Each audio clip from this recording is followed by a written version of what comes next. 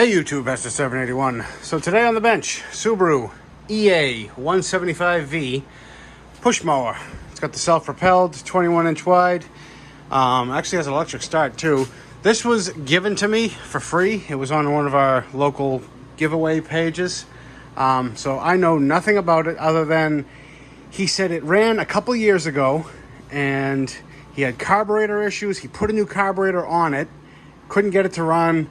He gave up on it, and now it's my problem.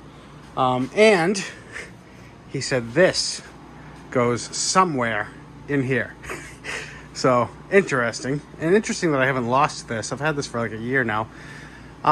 So let's give this a once over, see what it needs, see what it does, and see if we can bring it back to life. Also, you're gonna have to excuse the noise in the background. It is 95 degrees outside and chafing season, so if you see me walking like a cowboy, mind your business. So I guess good a place as any is to start with the fuel. Like I said, I've had this in my possession since last fall, beginning of last fall. Oh, yep, there's fuel in it. So, wow, that's an odd color for fuel. Very blue, huh? And cloudy. Well, is it cloudy? Yeah, I think it's probably water in it, odds are. So we're just gonna put that right back. And stupid gas caps. Let's see, check the oil, dipstick.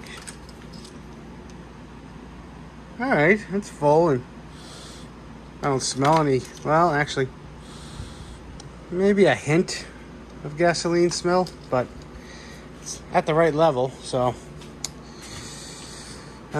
Filter? I'm assuming it's new because he put a new carb on it. Nope.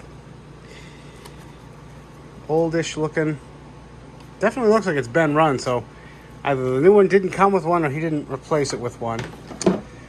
Battery, not even going to get into that right now. The handle is just kind of all flopping and falling apart. This is the kill. All right, that's feels good. This is the self-propel. That feels kind of, yeah, I guess it's working. A couple kinks in the cables down here. Let's give a peek underneath. All right. It's pretty clean. Just kind of gauging where that falls on my thumb. Yeah, I'd say that's not bent. Really wondering where that spring came from. If I had to guess, it'd be from under here. I mean, it's a stout spring, but I don't know. Let's take a sample out of the bowl. All right, the fuel is off for what it's worth, so there's a chance, however slim, that the bowl is empty. And yeah, it's not the case. And it looks old and not blue, which is interesting. I'm gonna turn the valve on real quick just to sort of flush out what's in there. Ooh, it looks like we just introduced some water. Yeah, it looks like a decent amount of water.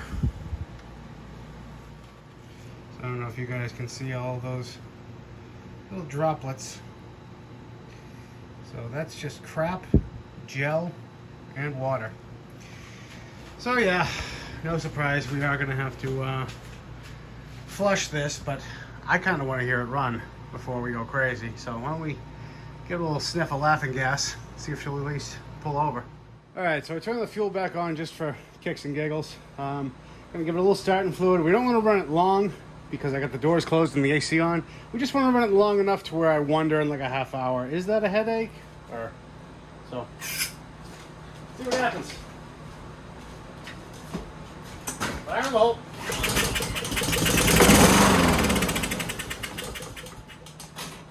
Perfect. So we know it'll run. Let's get into that carb. Definitely very wishful thinking that, oh, that was loose. That the carb would have sort of taken over. But there's just a ton of water in this fuel. I can see it. I can smell it. That's right. I can smell water. Can't you? All right. This gasket Looks very simple. I did pull that bowl nut again just so I don't make a huge mess over on the bench. So I'm trying to be careful with this fuel line because I don't have another one. And it is special. The shutoff side looks almost to be like 1/4 inch, and this is like much smaller. So don't want to break that just yet. And what do we got? Sneak that out. Yep, okay. Getting somewhere, getting somewhere. Sneak the spring. Hope I'm not blocking you guys. I know right now I am, but let me get some needle nose.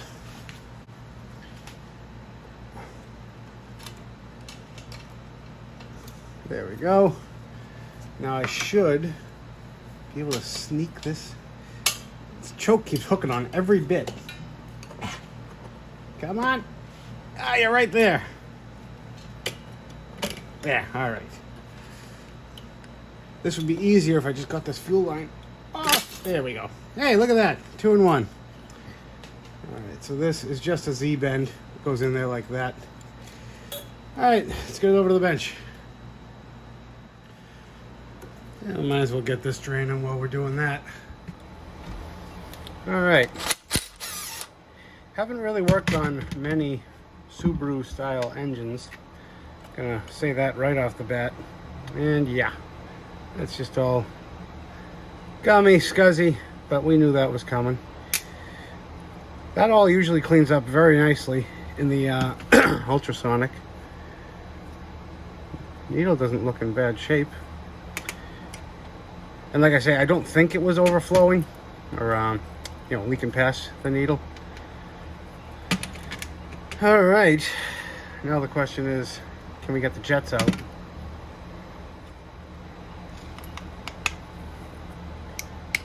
Oh yeah, comes right out. Excellent. Like I say, I don't understand his thought process here. He didn't remember why he changed the carb, which to me, if you're gonna buy it, it would be on the top of your head. Oh yeah, it was running like crap, so bought a carb. That's just completely hopelessly plugged up. Not hopelessly, I mean it'll clean out. It's got one of those. And this does not have an adjustable throttle, so don't really have to worry about counting the threads here. It's just like the Honda style. You put it through till it's poking 2 or 3 threads out. Just gonna give this a quick little blow off. I wonder if that takes the same size O-rings that I have. It's actually pretty clean down there. Give this a quick little... Okay, it was plugged. I don't know if you guys could hear that, but wouldn't go through and then just blew through. Okay, let me get this all in the ultrasonic. All right, well that's cooking. What do you want to do next? I got most of that fuel out, and honestly, it doesn't look that bad right now, but I'm gonna let it sit, and usually it'll get cloudy after sitting. Can't really test the self-propelled yet. Want to look into the electric start. So it doesn't seem to be much to it, although someone's been in here because I believe all these wires are supposed to be held by this, and the key for some reason is disconnected. Those are just kind of looped around the handlebars when I got it, so wonder if one has to go in a particular order. We will find out. It looks like that's a fuse. Interesting that they would go with a glass fuse, but anyway. A little solenoid and then starter. So let's start with the battery. So there's just a random screw just kind of sitting in that hole. But it looks like 2 Phillips, and then this whole battery will just hinge open. Well, this just feels like it's spinning. So let's try that one. Well, that one feels better. Yeah, this one's coming out. The other one feels like, oh, all right, there's a nut. You guys see that drop out? Yep. Because, you know, it doesn't make any sense to have little tiny screws just thread into plastic. No, no, no. Let's make a nut that you'll drop and then never find. Don't mind me, I'm just hot and irritated. Okay, we're in. And that drops out. Don't drop the screws. Okay. Alright, interesting. So that's where those screws, that one screw is supposed to go. It looks like this has a proprietary charger that looks suspiciously like a regular battery tender charger. And I think this black screw is supposed to be one of two that holds that to the cover. And then you have an inline fuse. It's all about protection. Red, black, now that's out of there. And then a separate, oh, they got nice little piggyback connectors too. And here's the battery. Here's a part number in case you're missing yours. I'm sure that's no good. Just for kicks, let's hit it with a test light. No way. This thing has been sitting all winter. I'll take it. That's what I get for not trying it. If I tried it, you know, it would have been stone dead. Oh well, let's, I was thinking I'm going to throw it on a trickle charger just to make sure it's topped up before I hook everything back up. So I just hooked it up, and those of you who are unaware, flashing green means that you are just about charged. So, okay, let's hook it back up. I mean, for what it's worth, these connections feel tight as well, so I don't know why the key switch was disconnected. And then I asked him about the electric start. You know, you don't look a gift horse in the mouth. I just, you know, didn't want to load the guy down with questions on a free mower, but all curiosities, I'm just kind of like, hey, you know, does this work? Does that work? And he says, yeah, we just never use the electric start and blah, blah, blah. Look, saying, why'd you buy one with electric start? I don't know. All right, I'm going to try to get this screwed back in while I have it off. Sure, you can watch me struggle. That's fine.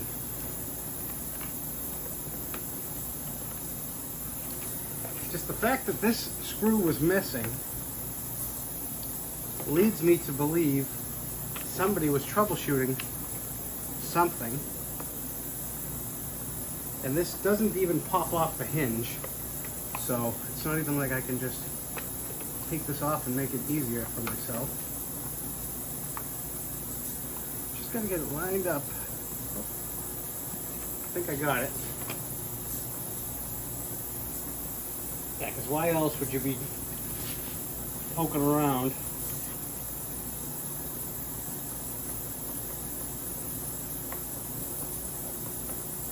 All right. So that's in, that's fine.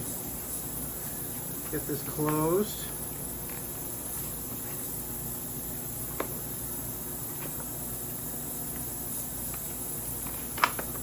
They squeeze a lot of stuff inside these covers. Come on.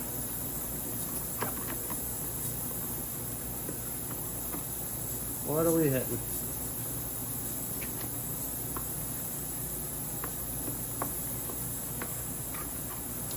All right, time out. All right, that was operator error. I know, shocker. The battery has to slide into its own little nook. I had it just a hair too far forward. Moving on. Just kind of tuck the nuts up into their spots.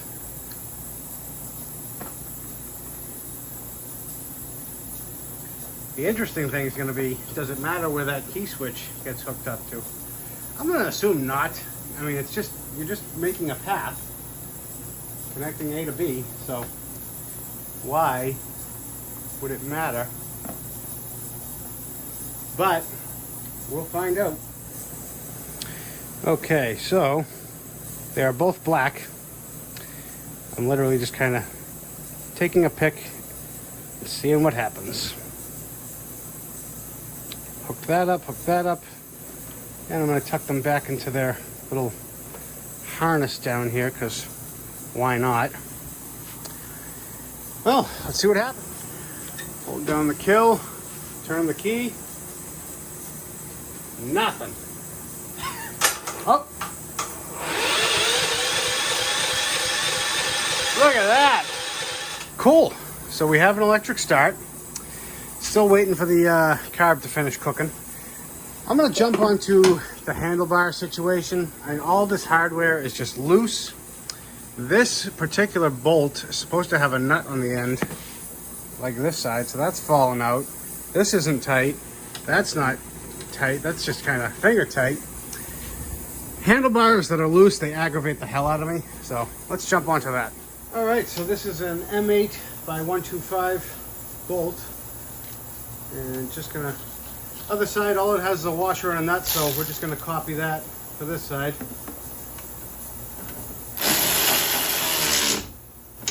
Perfect. And I wonder, is that a 13? Yep.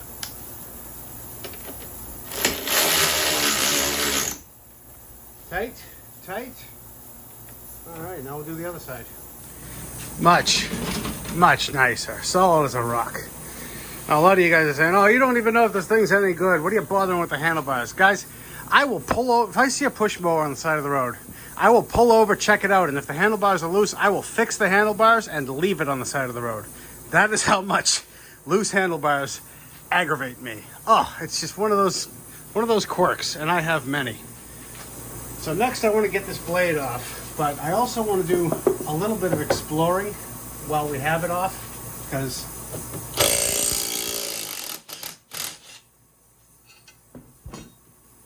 I still don't know where that, oh, how's that? There's no belt. Oh, wait a minute, there's a belt in there. I was going to say, I still don't know where that spring came from, and I'm betting we're going to find some answers under this cover.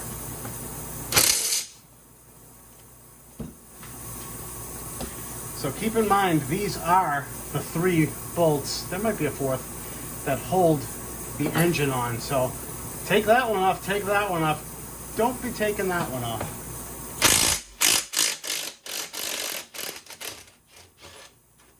Also, if they don't feel friendly, use a ratchet and work them back and forth. But, all right.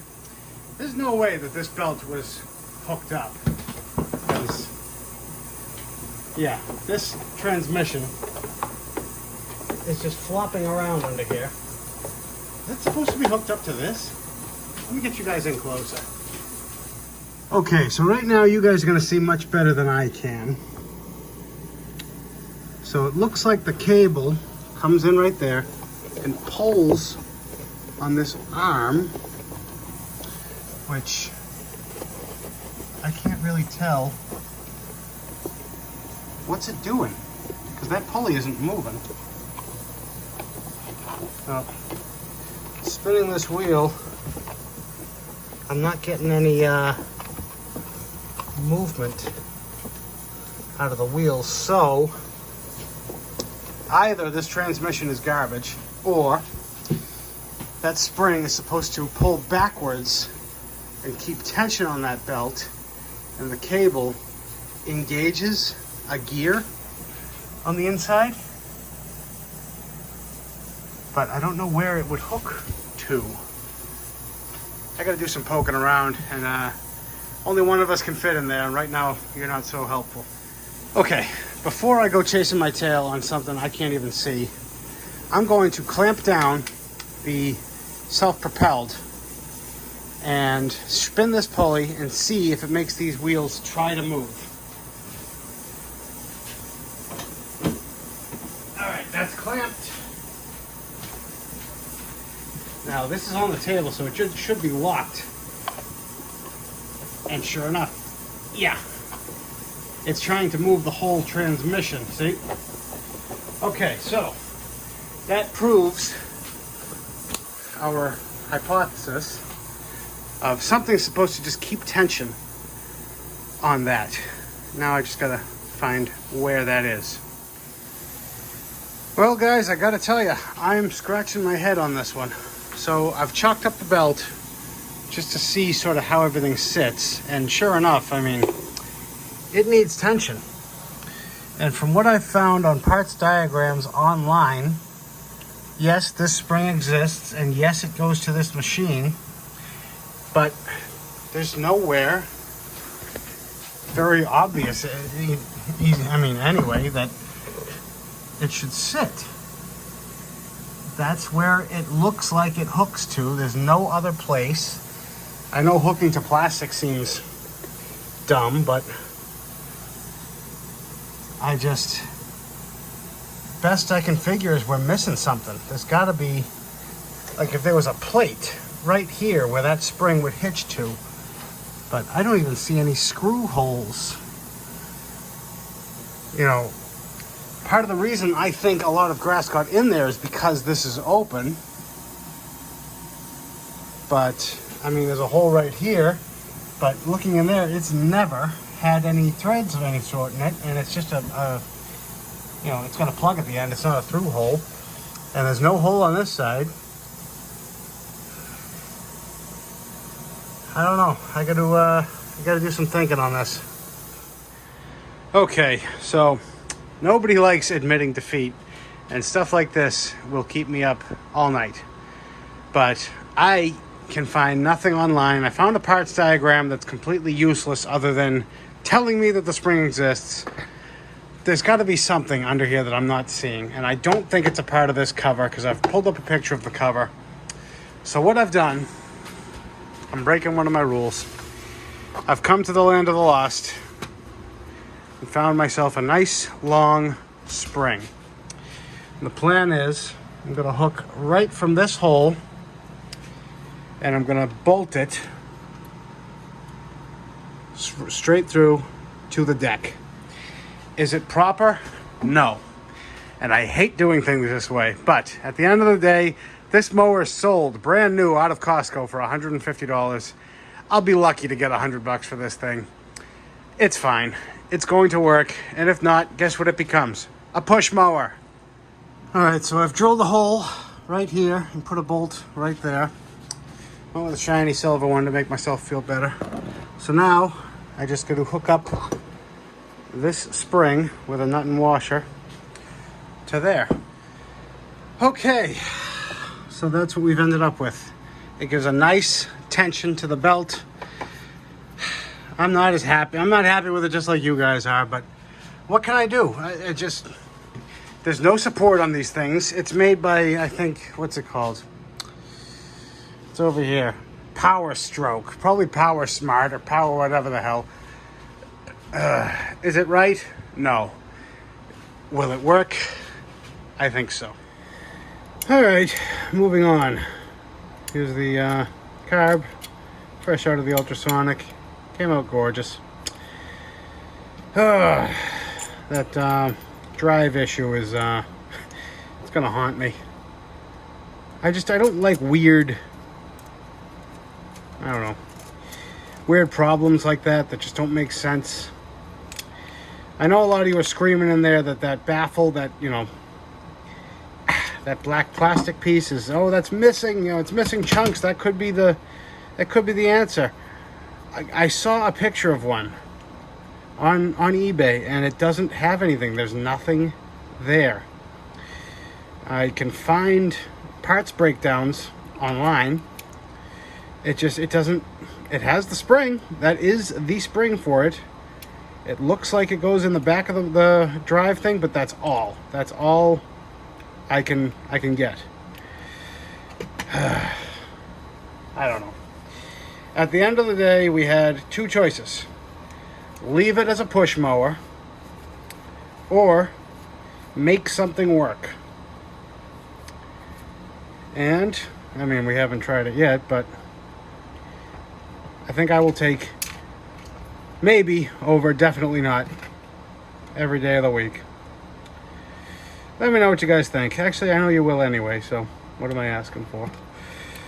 All right, this gasket is a little tiny bit stretched. I know you guys can see me playing with it, so I'm gonna try to make it work. It should. Usually when I'm trying to do something like that, I will put this in by hand just until it's snug. Give it a couple of twists back and forth, snug it, twist it, snug it. And I'm just kind of looking around the opening that I can see. And I don't see any pinched O-ring pieces. So I want the drain to be over here. That's my only problem right now. So now that I've moved it, double check. Good.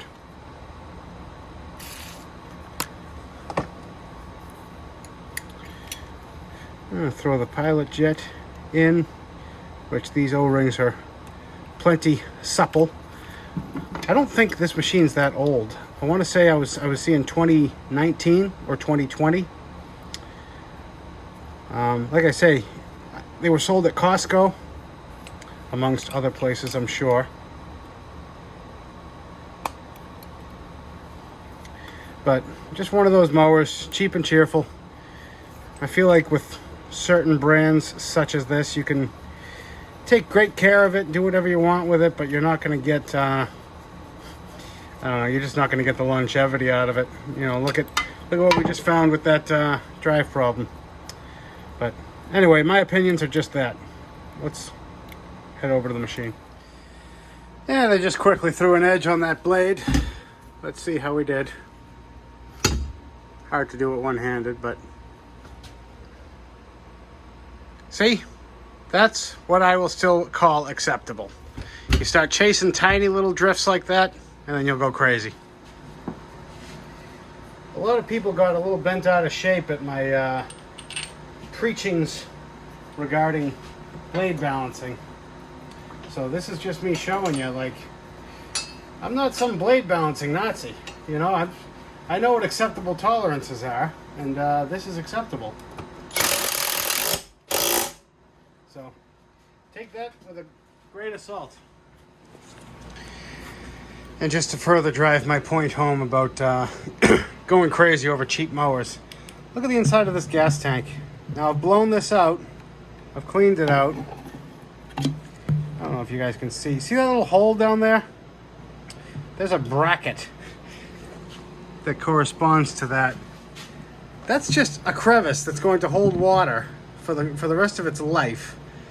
It's just poorly designed, poorly thought out. You know, you can't go crazy over stuff like this sometimes. Okay, so this has got one of those auto choke systems. So let's start by going in reverse of how we took it off. It's always a good idea. I'm going to try to stay out of your way as best I can. And you can't see, but the main link goes in the outer hole. The little spring goes in the inner hole. I don't like the way that looks, but while I was looking for instances of this mower, that's how it is on all of them. So, moving on. This choke will just kind of clip in like that. So now when that pulls open, that'll go with the throttle. Okay. All right, all right. Hook up the fuel line. We are just about ready to see if this thing will run under its own power. I think it should. As cheap as it is, I can't see a reason why. That doesn't look right. There we go. Was that upside down when we took it off? That doesn't even locate well, huh? That's Like right there's where you want it, but the holes are, you know, it's going to sit and kind of block that. Working with cheap crap. That's what you get. Okay, we're done? We're done. I'm going to try to hold that gasket up while I put this in. Breather goes on there. Line these up. And pushed up on that gasket. Now I just want to hold that gasket in place. And this plate was loose too.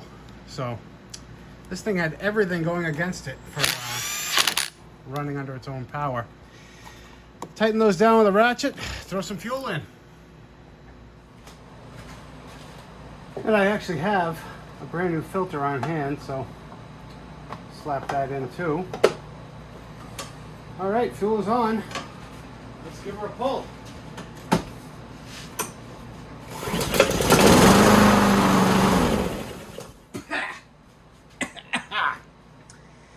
You know, I forgot about that grassy mess I made under here. Also, the AC is going, so I don't want to run it in there too long. Number 2.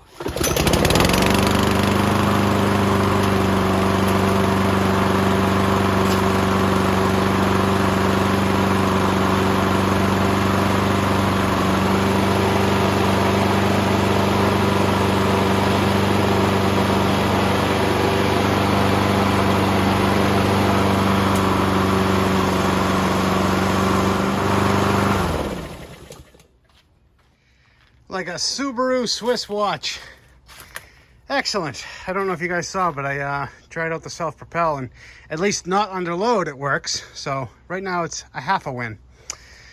Well, I'm gonna let this run a few more minutes longer, and then we'll dump the oil out of it. All right, well, the pull start works. I know you're wondering, does the key start work?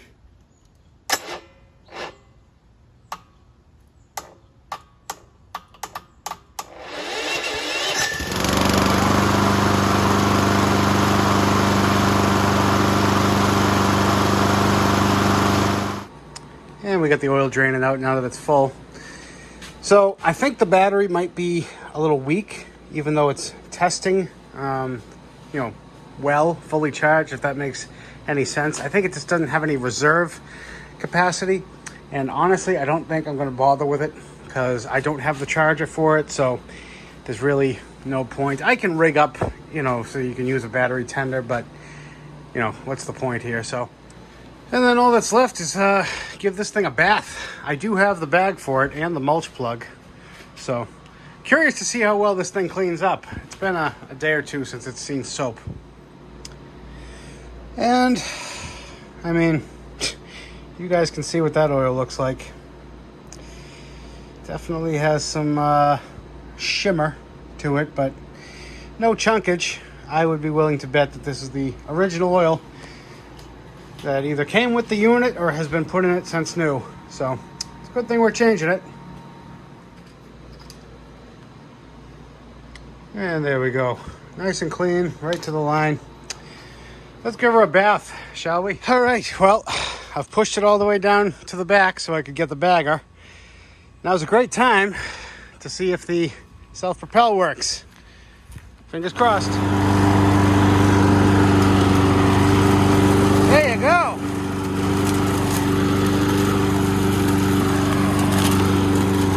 How do you like that?